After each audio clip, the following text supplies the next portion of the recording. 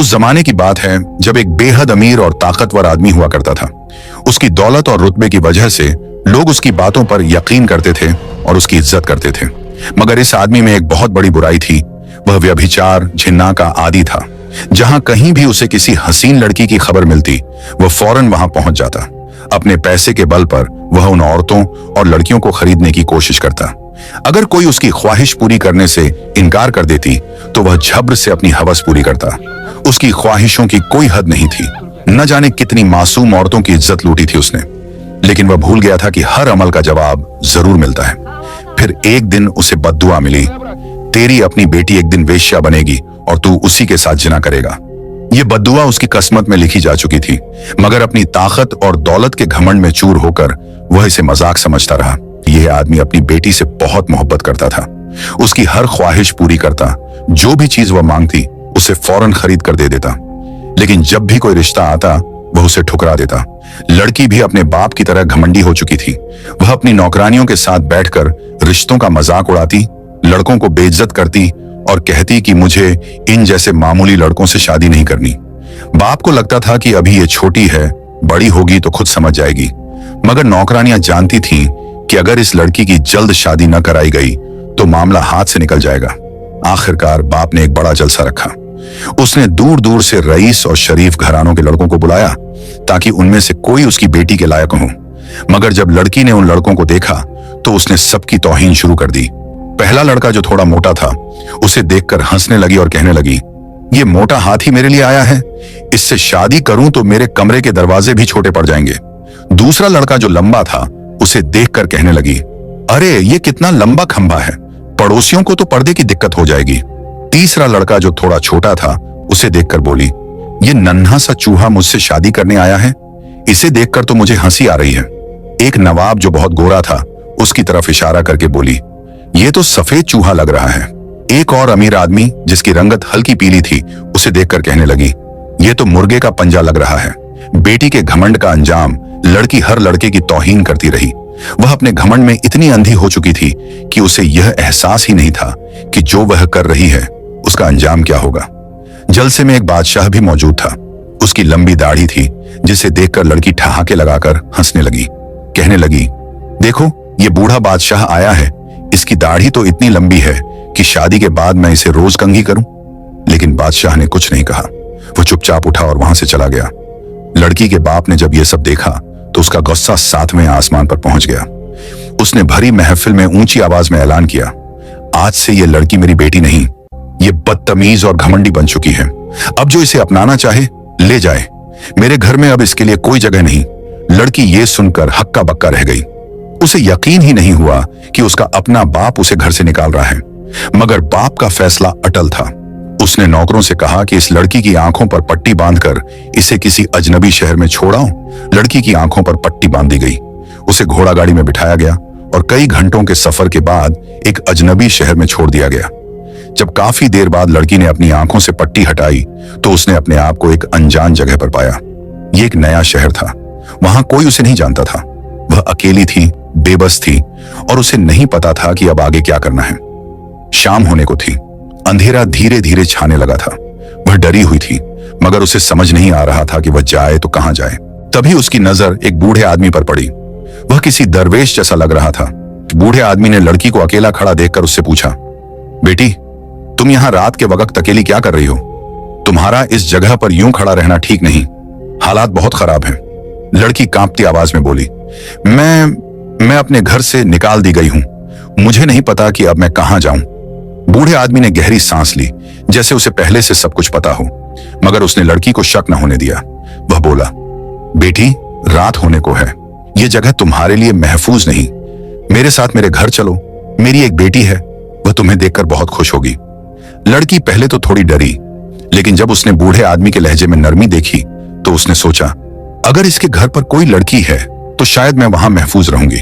लड़की ने थोड़ी झिझक के बाद हामी भर दी और वह उस बूढ़े आदमी के साथ चल पड़ी। रास्ते में उन्होंने एक शिकारगाह पार की। लड़की ने उस विशाल शिकारगाह को देखकर पूछा, यह इतनी बड़ी शिकारगाह किसकी है? बूढ़े आदमी ने कहा, यह उसी बादशाह की है जिसका तुमने जलसे में मजाक उड़ाया था। लड़की सहम गई। उसने दिल ही दिल में अफसोस किया और खुद से कहा, या अल्लाह, मैंने कितना बड़ा गुनाह किया है। मगर उसे क्या पता था कि यह तो उसके बदकिस्मती के सफर की महज शुरुआत थी। कुछ देर बाद वे एक शानदार और आलीशान शहर में दाखिल हुए। बड़े बड़े महल, ऊंची इमारतें और शानदार बाग बागीचे देखकर लड़की दंग रह गई। लड़की ने बूढ़े से पूछा, बाबा, यह शहर किसका है? बूढ़े आदमी ने मुस्कुराकर जवाब दिया, बेटी, यह भी उसी बादशाह का शहर है। अगर तुम उससे शादी कर लेती तो आज यह सब तुम्हारा होता। लड़की को अपनी गलती का एहसास होने लगा। उसने पछतावे भरी आवाज में कहा, काश मैंने जलसे में उन रिश्तों को ठुकराया ना होता। काश मैंने उस बादशाह से शादी कर ली होती। मैंने घमंड में आकर बहुत बड़ी गलती कर दी। मगर अब पछतावे का कोई फायदा नहीं था। बूढ़े ने कोई जवाब नहीं दिया। उसने अपना सफर जारी रखा और लड़की भी चुपचाप उसके साथ चलने लगी। चलते चलते थक चुकी थी। उसने बूढ़े से पूछा, बाबा, अभी और कितना दूर जाना है? बूढ़े ने अपने हाथ से इशारा किया और कहा, देखो, जो घर सामने दिखाई दे रहा है वही मेरा घर है। लड़की ने उस घर को गौर से देखा। घर बड़ा नहीं था, मगर काफी लंबा चौड़ा था। घर की दीवारें पुरानी और कुछ टूटी हुई लग रही थीं। ये एक आम गरीबों का घर जैसा दिख रहा था। लड़की ने हैरत से पूछा, बाबा, आपका घर ऐसा क्यों है? बूढ़े ने हंसते हुए कहा, बेटी, हम गरीबों के घर ऐसे ही होते हैं। मगर तुम अंदर चलो, तुम्हें सब कुछ ठीक लगेगा। लड़की घर में दाखिल हुई, मगर अंदर का नजारा देखकर हैरान रह गई। घर अजीबोगरीब माहौल से भरा हुआ था। वहां बहुत सी औरतें और लड़कियां थीं। हर औरत और लड़की अजीब कपड़े पहने हुए थी, जैसे कि वे कोई खास काम करने वाली हों। हर औरत का अपना अलग कमरा था। लड़की चौंक गई। उसे समझ नहीं आ रहा था कि यह जगह कैसी है। तभी बूढ़े आदमी ने कहा, बेटी, ये सब औरतें मेरी बेटियां हैं। लड़की के होश उड़ गए। उसने फौरन सोचा, यह कैसे हो सकता है? यह आदमी बूढ़ा है, मगर इसके पास इतनी सारी बेटियां हैं। ये सारी औरतें इसकी असली बेटियां कैसे हो सकती हैं? 40 से 50 औरतें और लड़कियां इस घर में मौजूद थीं और हर कोई अजीब तरह से रह रही थी। लड़की ने सहमते हुए बूढ़े से पूछा, बाबा, इतनी सारी औरतें आपकी बेटियां कैसे हो सकती हैं? बूढ़ा आदमी हंस पड़ा और कहने लगा, बेटी, ये बात तुम्हें बहुत जल्द समझ आ जाएगी। अभी तुम थक गई हो, पहले खाना खाओ, आराम करो, फिर सुबह हम बातें करेंगे। लड़की को कुछ समझ नहीं आया, मगर वह थकी हुई थी, इसलिए उसने कोई और सवाल नहीं किया। बूढ़े ने उसे एक कमरा दिखाया और कहा, यह तुम्हारा कमरा है, यहाँ आराम से रहो। लड़की खाना खाकर सोने चली गई। सुबह होते ही लड़की ने अपने कमरे से बाहर झांका। उसने देखा कि घर में अजीब हलचल मची हुई थी। कुछ औरतें इधर उधर भाग रही थीं, कुछ अपने कमरों में बंद थीं, कुछ अजनबी मर्द घर में आते जाते दिखाई दे रहे थे। लड़की घबरा गई। उसने बूढ़े आदमी को ढूंढा और पूछा, बाबा, ये सब क्या हो रहा है? ये कौन लोग हैं?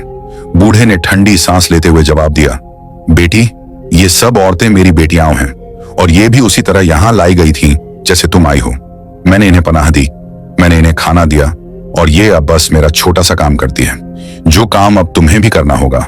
लड़की के पैरों तले जमीन खिसक गई। उसने डरते हुए पूछा, बाबा, आपका काम क्या है? बूढ़े ने ठंडी हंसी हंसते हुए कहा, बेटी, अभी शाम होने दो, फिर तुम खुद समझ जाओगी। उसने कांपती आवाज में पूछा, कौन सा काम? बूढ़े ने बिना किसी शर्म के जवाब दिया, बैठो और रात के लिए तैयार हो जाओ। लड़की खामोश हो गई, लेकिन उसका दिल जोर जोर से धड़कने लगा। तभी दरवाजे पर दस्तक हुई।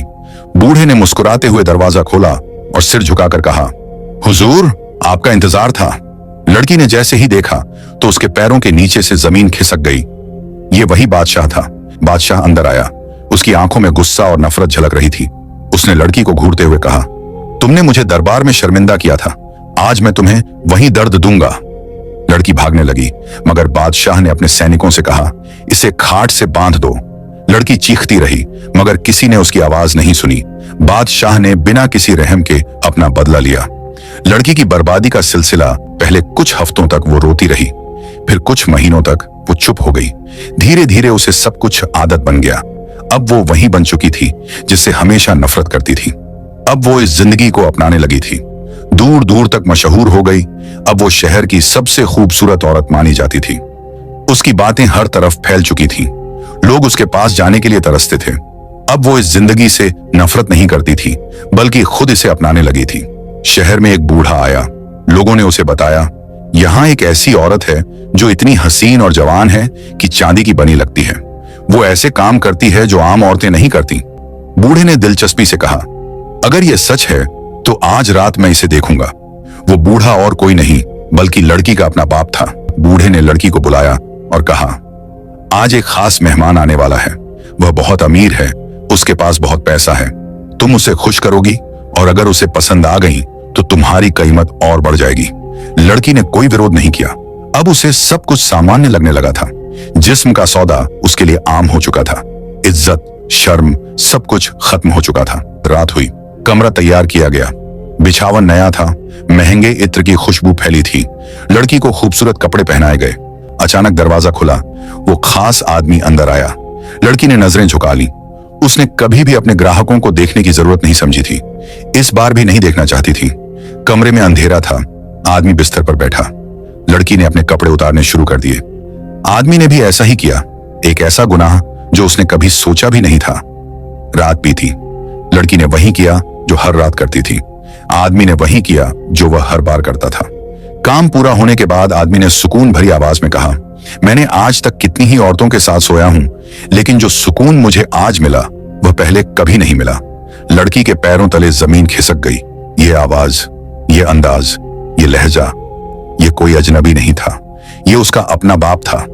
सच्चाई का जहरीला नश्तर लड़की के पूरे जिस्म में जैसे बिजली दौड़ गई। उसकी सांसें थम गईं, उसकी आवाज गले में घुट गई।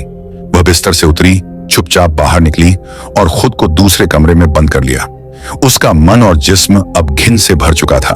सुबह होते ही आदमी अपने कपड़े पहनकर बाहर आया और बूढ़े दलाल से बोला, वह लड़की कहां गई? मुझे उससे फिर मिलना है।